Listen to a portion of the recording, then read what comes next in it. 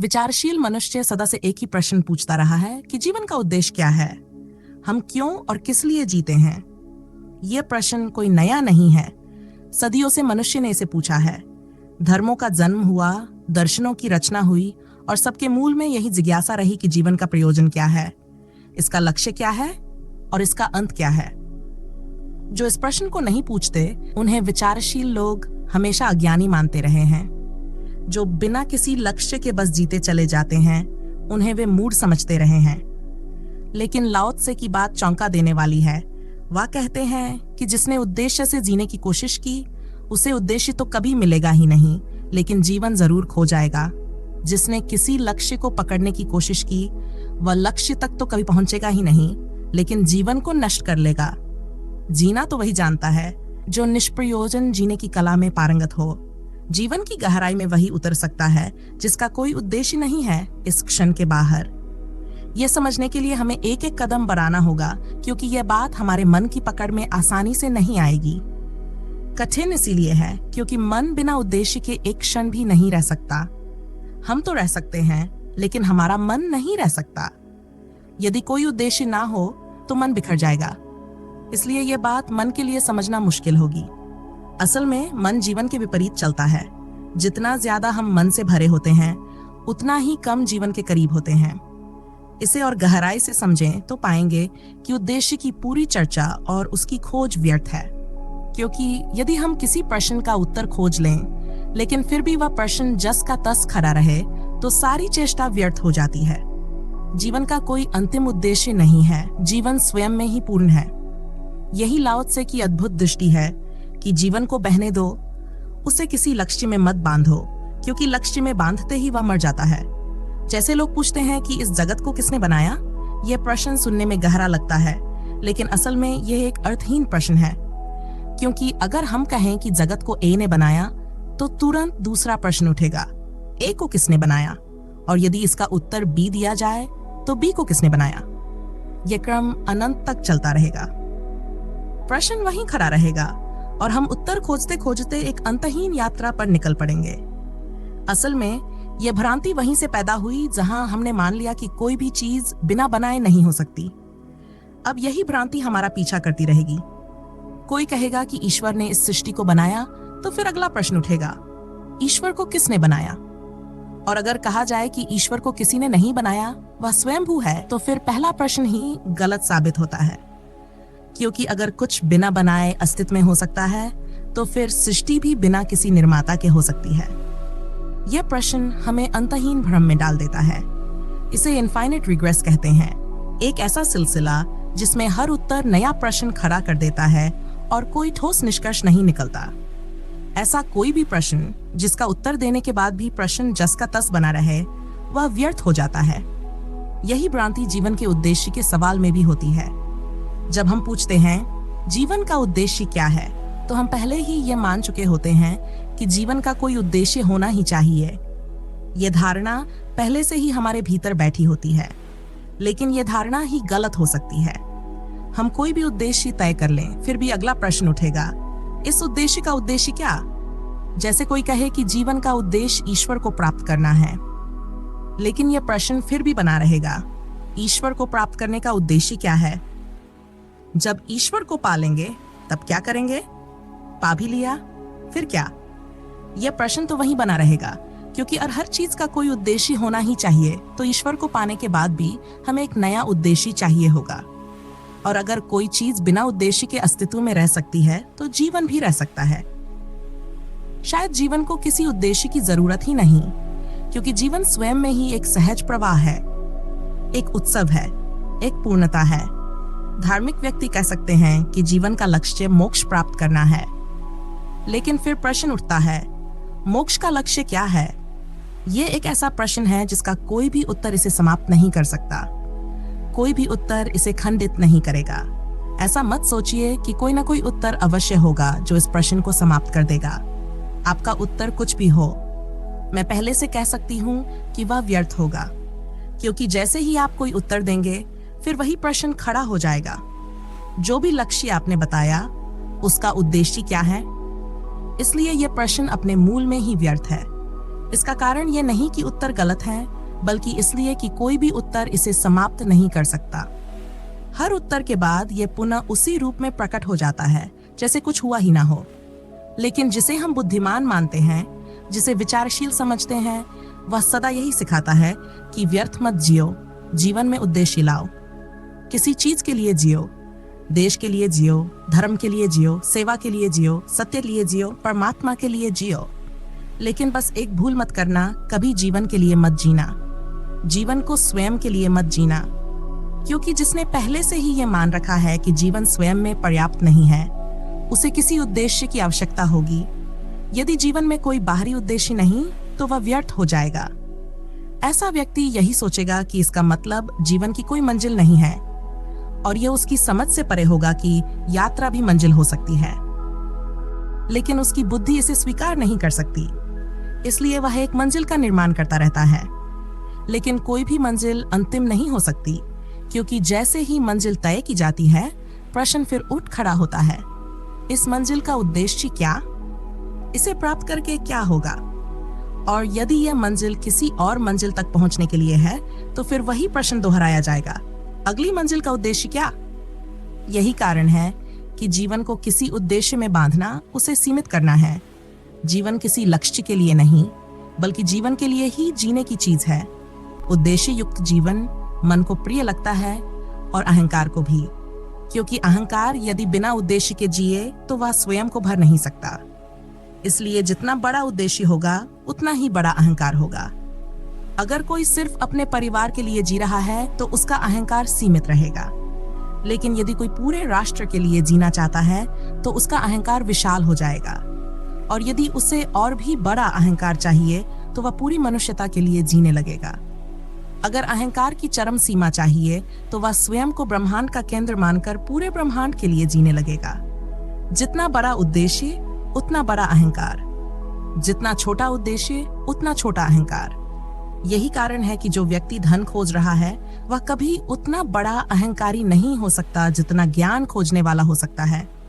जो व्यक्ति पद खोज रहा है, उसका अहंकार सीमित रहेगा। लेकिन जो सेवा खोज रहा है, उसका अहंकार और भी व्यापक हो सकता है, क्योंकि बड़े लक्ष्य का अर्थ है बड़ी परिधि, बड़े लोगों का घेरा। और बड़े का अर्थ यह भी है कि उसमें प्रतियोगिता कम हो। यदि कोई धन की खोज में है, तो उसे भारी प्रतिस्पर्धा का सामना करना पड़ेगा, क्योंकि असंख्य लोग धन चाहते हैं। लेकिन यदि कोई सेवा के मार्ग पर है, तो प्रतिस्पर्धा बहुत कम होगी, क्योंकि सेवा की चाहत रखने वाले बहुत कम हैं। अगर कोई अपनी व्यक्तिगत प्रतिष्ठा चाहता है, तो उसे हर किसी से मुकाबला करना होगा, क्योंकि प्रत्येक व्यक्ति अपने लिए सम्मान चाहता है। लेकिन यदि कोई अपने राष्ट्र, धर्म या जाति के लिए प्रतिष्ठा चाहता है, तो उसकी प्रतिस्पर्धा सीमित हो जाएगी। इस तरह उसका अहंकार सुगमता से निर्मित हो सकता है। अहंकार उद्देश्य की भाषा बोलता है, इसलिए बचपन से ही हर बच्चे को उद्देश्य की भाषा सिखाई जाती है। बच्चे तो स्वाभाविक रूप से निरुद्देश्य जीते हैं, लेकिन समाज उन्हें उद्देश्यपूर्ण जीवन जीने के लिए तैयार करता है। एक बच्चा खेल रहा हो और उससे पूछा जाए, तुम क्यों खेल रहे हो? तो उसे यह प्रश्न ही समझ में नहीं आएगा, क्योंकि उसके लिए खेलना ही पर्याप्त है। खेल ही आनंद है। खेलने का कोई बाहरी उद्देश्य नहीं है, खेलना ही उपलब्धि है। लेकिन हम जब खेलते हैं, तो हमारे भीतर कोई ना कोई प्रयोजन चलता रहता है। लेकिन ऐसे निरुद्देश्य जीवन के साथ बच्चा जीवन के संघर्ष में खड़ा नहीं हो सकता। उसे खेल से निकालकर उद्देश्य युक्त क्रियाओं में लगाना पड़ता है। उसे पढ़ाई में झोंकना पड़ता है, यह कहकर कि इसे भविष्य में नौकरी मिलेगी। उसे यह समझाना पड़ता है कि पढ़ाई आज करनी है ताकि कल धन कमाया जा सके। उसे उस पटरी पर डालना पड़ता है जहां जीवन का लक्ष्य हमेशा कल में होता है और साधन हमेशा आज में, जहां साध्य भविष्य में रहता है और साधन वर्तमान में। अब बच्चा गणित तो पढ़ेगा, लेकिन यह नहीं कहेगा कि उसे आनंद आ रहा है। वह कहेगा कि यह कष्टदायक है, लेकिन भविष्य में इसे सुख मिलेगा। परीक्षा की तैयारी करेगा, लेकिन इस उम्मीद में कि परीक्षा के बाद जीवन की दौड़ में खड़ा हो सकेगा। इस तरह हर बच्चे को निकालना पड़ता है निरुद्देश्य जीवन से उद्देश्य युक्त जीवन की ओर। यही हमारी शिक्षा प्रणाली का आधार है। ये एक मजबूरी है और इसे करना ही पड़ता है।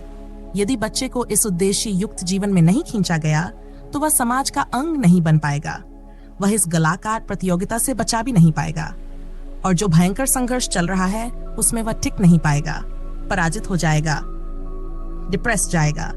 इसलिए उसे खींचना ही पड़ता है, क्योंकि इस युद्ध में उसे अपनी जगह बनानी ही होगी, अन्यथा वह जीवन की इस दौड़ से बाहर हो जाएगा। हम आजकल आए दिन सुनते हैं कि फलान लड़के या लड़की ने कोटा में सुसाइड कर लिया। वजह खोजो तो बस एक कि भविष्य में कैसे सरवाइव कर पाएंगे। अगर आईआईटी में सिलेक्शन नहीं मिला तो किस मुंह से इस समाज में जिएंगे। पड़ोसी, रिश्तेदार मजाक बनाएंगे। इस सब के मेन कल्प्रिट सुसाइड करने वाले बच्चे नहीं, बल्कि उनके माता पिता हैं, जो 15-16 साल की छोटी सी उम्र में उन्हें इस भीषण प्रतिस्पर्धा में धकेल देते हैं। अगर बच्चों को फेलियर से डील करना नहीं सिखाया तो ऐसे ही ये सुसाइड करते रहेंगे। लेकिन हर व्यक्ति को इस जगत में जीवन संघर्ष में उतरना ही पड़ेगा। इसलिए ये सच है कि जीवन का कोई उद्देश्य नहीं है, फिर भी हमें हर व्यक्ति को जीवन का उद्देश्य सिखाना पड़ता है। ये एक असत्य है, लेकिन यह जीवन के लिए आवश्यक है। यह एक अनिवार्य बुराई है जिसे मनुष्य को स्वीकार करना ही पड़ता है, लेकिन इस बुराई से परे भी जाया जा सकता है। और जब कोई इस बंधन से मुक्त होता है तो उसका जीवन पहले से कहीं अधिक खुशहाल हो जाता है। तो निरुद्देश्य का अर्थ क्या है? इसका अर्थ यह है कि जीवन का हर क्षण अपने आप में पूर्ण है। जहां हम हैं, जो हम हैं, वही जीवन की संपूर्णता है। लेकिन हम कल के लिए जीते हैं और इस प्रक्रिया में आज को खो देते हैं।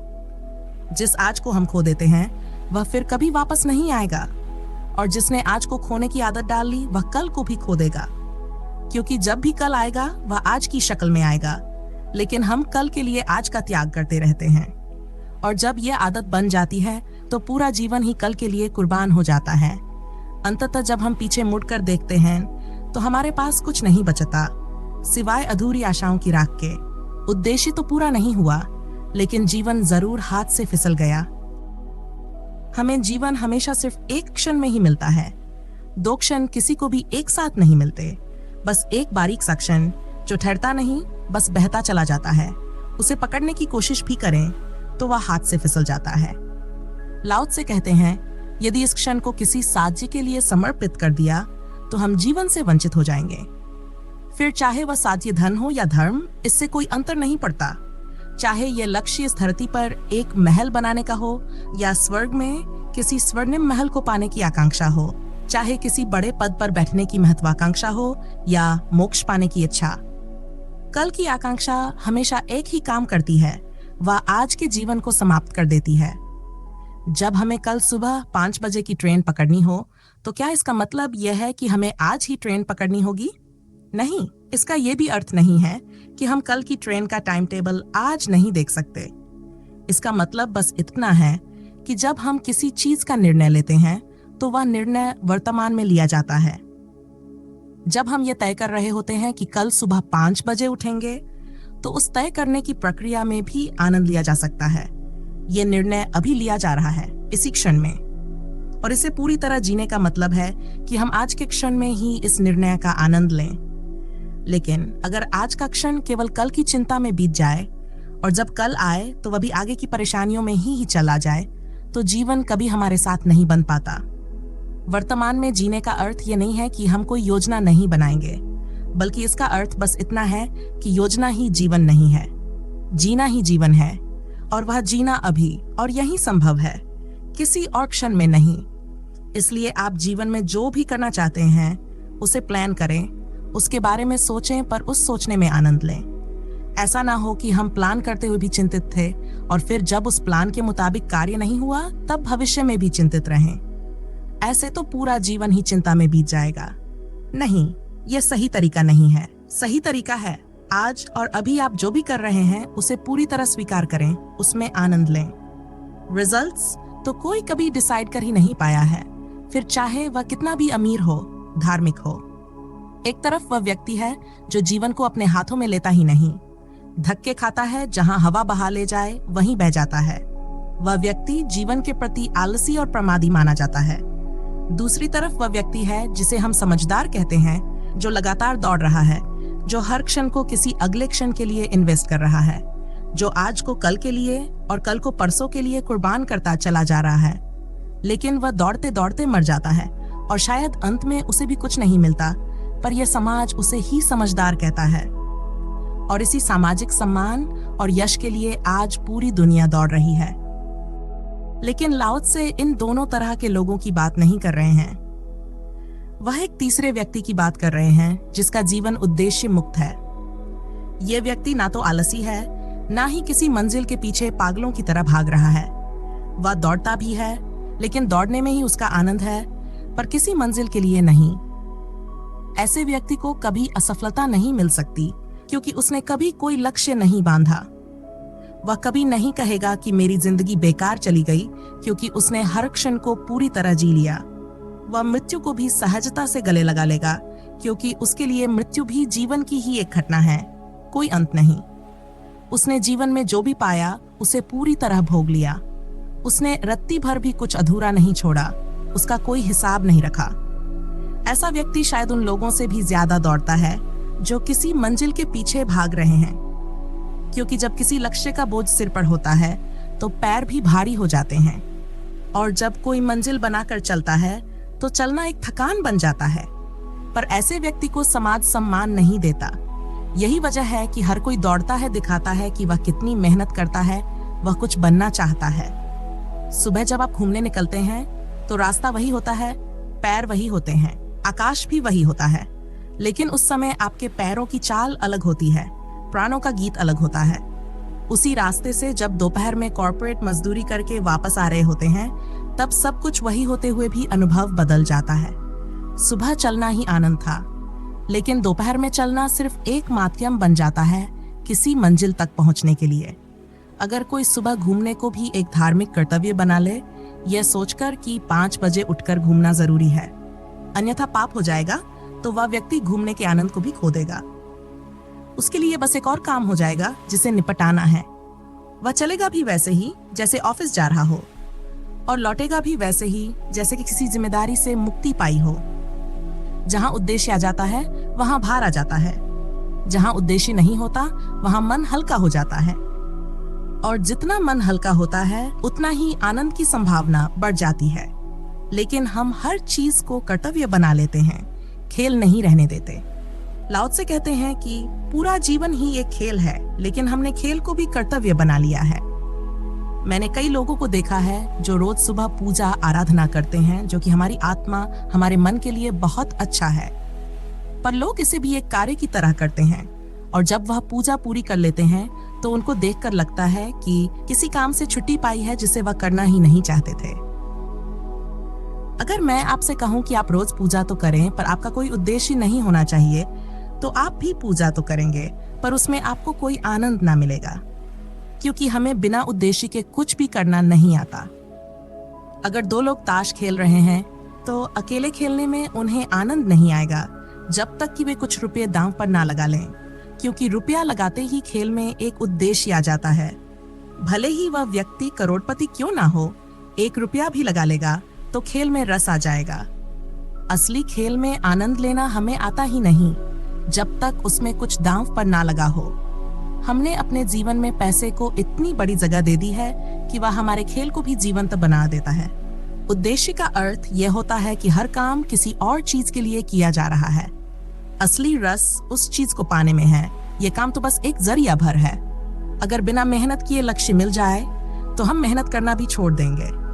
इसी कारण हम खेल को भी व्यवसाय बना लेते हैं, यहाँ तक कि प्रेम को भी एक जिम्मेदारी बना लेते हैं। माँ अपने बच्चे की सेवा करती है, लेकिन उसे भी कर्तव्य बना लेती है। पति अपनी पत्नी के लिए परिश्रम करता है, लेकिन उसे भी कर्तव्य समझता है। हमारा पूरा जीवन बस कर्तव्यों में बदल कर रह जाता है और उसका रस कहीं खो जाता है। तो जीवन में कुछ कार्य ऐसे भी जोड़िए जिनका कोई उद्देश्य ना हो, फिर आप पाएंगे कि कितना आनंद है ऐसे कार्यों में। तो इस वीडियो को यहीं तक रखते हैं, और आगे भी ऐसे ही विषयों पर वीडियोस के लिए हमारे चैनल को सब्सक्राइब करना ना भूलें। धन्यवाद।